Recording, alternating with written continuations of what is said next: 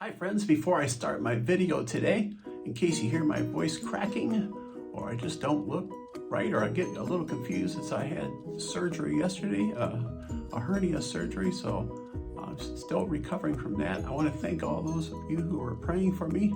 I'm truly grateful. So let's get started with this week's episode of Ask Father Ron.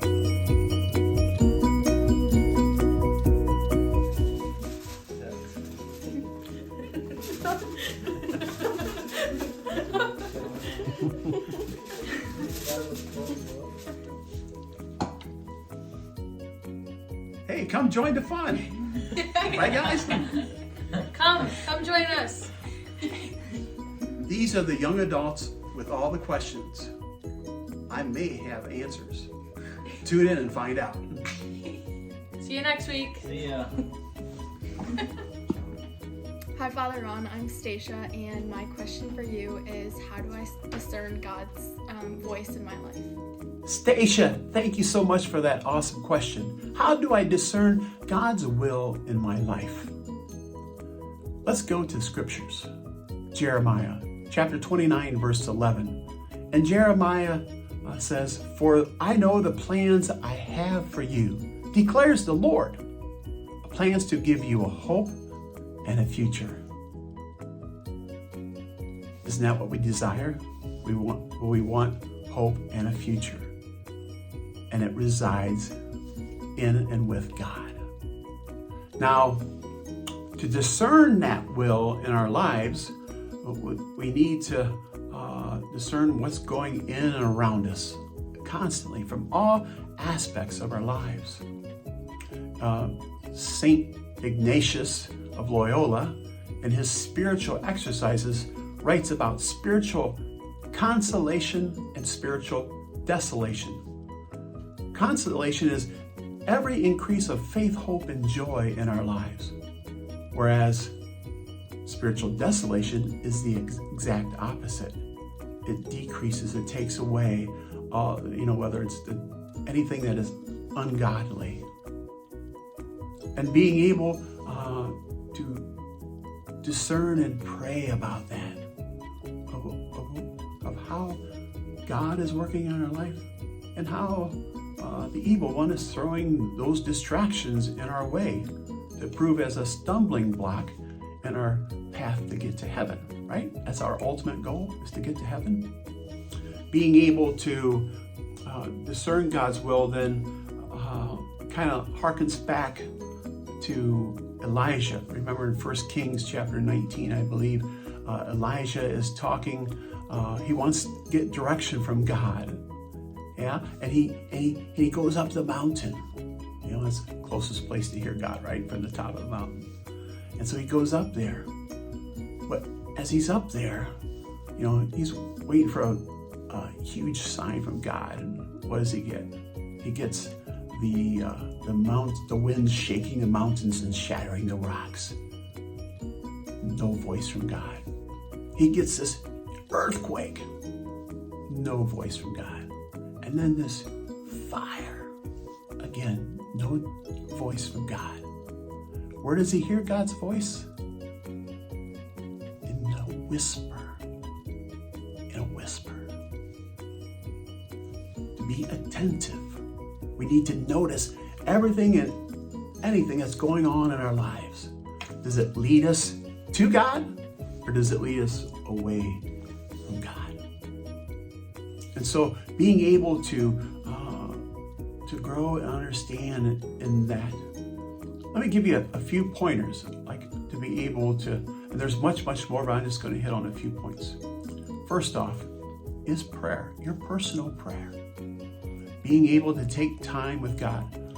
I encourage you, if you get a chance, go before the Blessed Sacrament.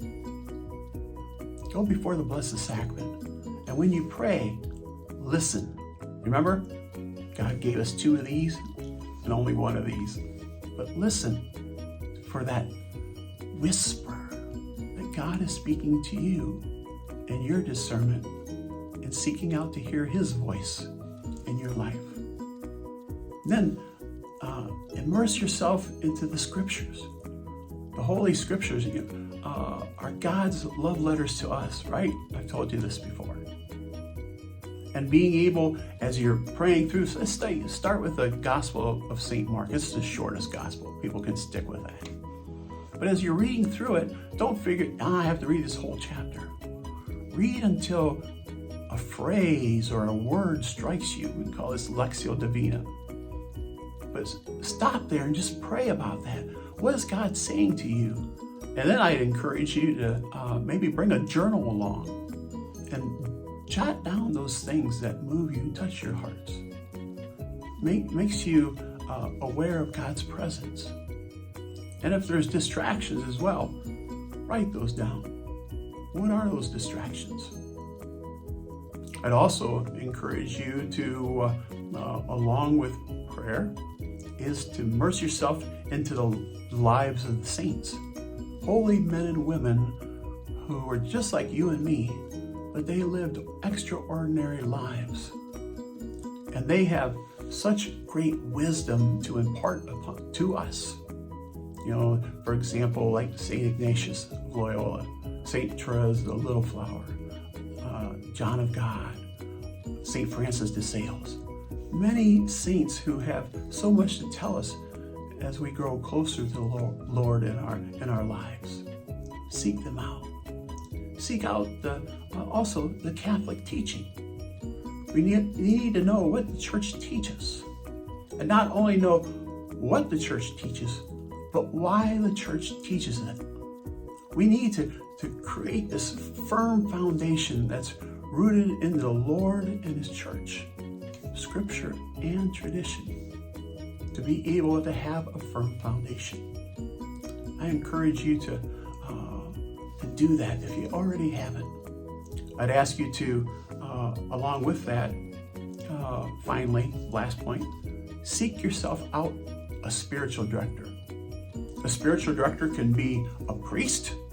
It can be a trained, and even more preferably a trained priest, but most priests can do that if they're able to and they want to.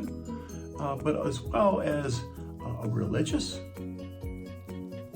as well as a staff director at a retreat house, as a trained lay spiritual director. There's people that go to school to learn to become spiritual directors.